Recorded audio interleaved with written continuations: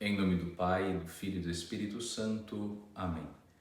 Quinta-feira, 6 de outubro, a Igreja nos apresenta o Evangelho de São Lucas, capítulo 11, versículos de 5 a 13. Naquele tempo, disse Jesus aos seus discípulos: Se um de vós tiver um amigo e for procurá-lo à meia-noite e lhe disser: Amigo, empresta-me 3 pães, porque um amigo meu chegou de viagem e nada tenho para lhe oferecer.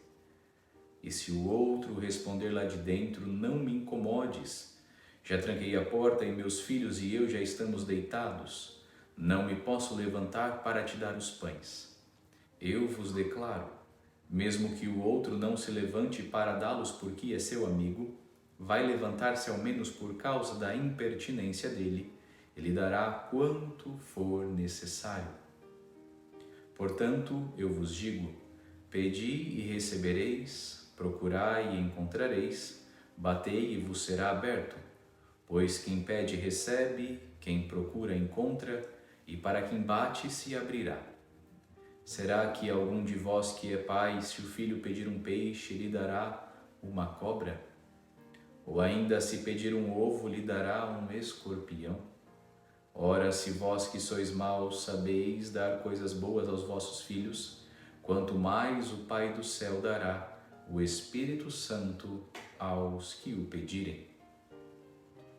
Queridos irmãos, o Evangelho de hoje nos apresenta um grande exame de consciência. Fala a nós sobre o nosso modo de rezar e se nós temos consciência do que verdadeiramente é a oração. Queremos, de fato, nos examinar à luz deste Evangelho. Então, olhemos para esta perícope e compreendamos um pouquinho melhor desta passagem. Queridos irmãos, existem 2 personagens muito importantes na primeira parte do Evangelho. O primeiro personagem é este homem que recebe um amigo, recebe uma visita. E quando esta visita chega, no fim da noite, muito provavelmente é um homem que estava viajando muito, que passou o dia todo caminhando, peregrinando e chega no fim do dia. Quando este homem chega, o seu amigo não tem pão. E não tendo pão, vai em busca do pão para oferecer um alimento para o amigo que chegou.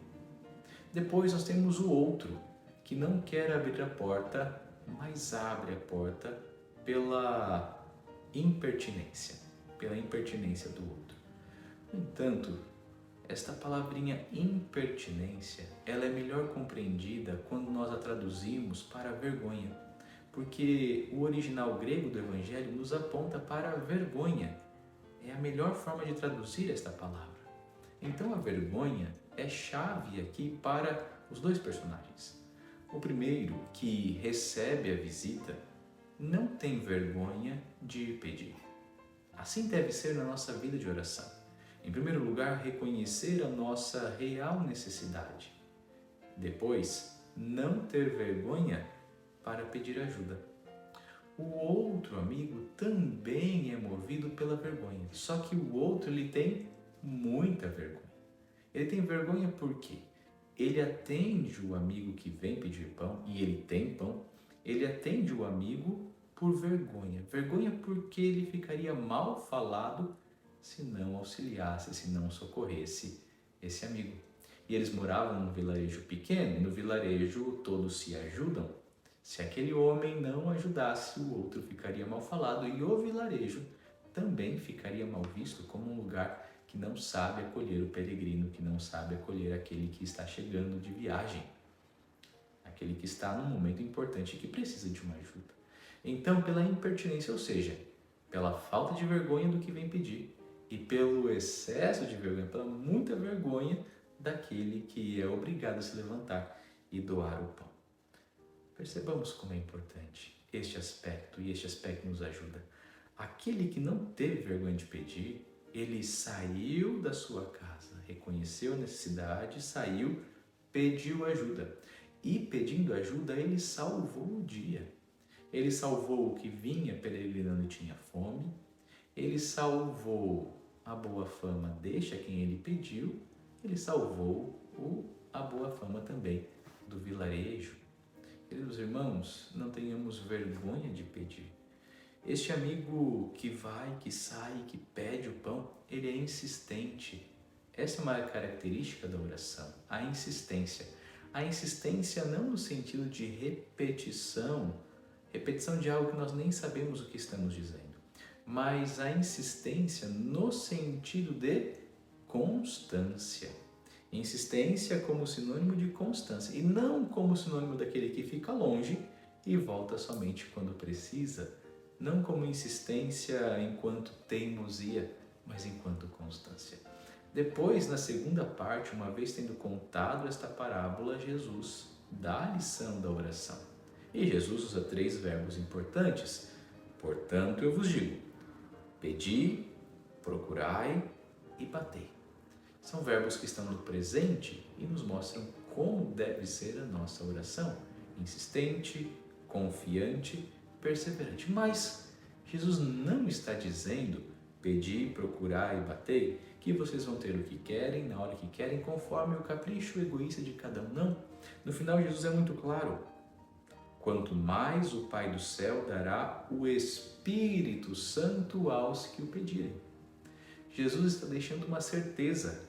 Quem pedir o Espírito Santo vai receber.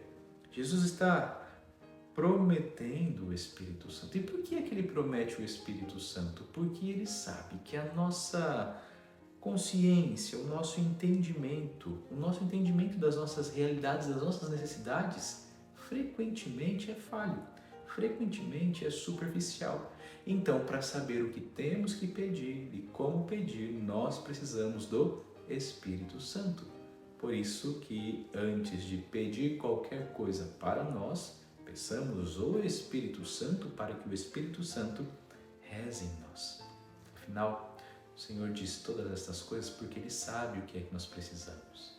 Do Espírito Santo e também do pão de cada dia, como Ele nos ensinou a pedir no Evangelho de ontem, quando nos ensinou a rezar o Pai Nosso.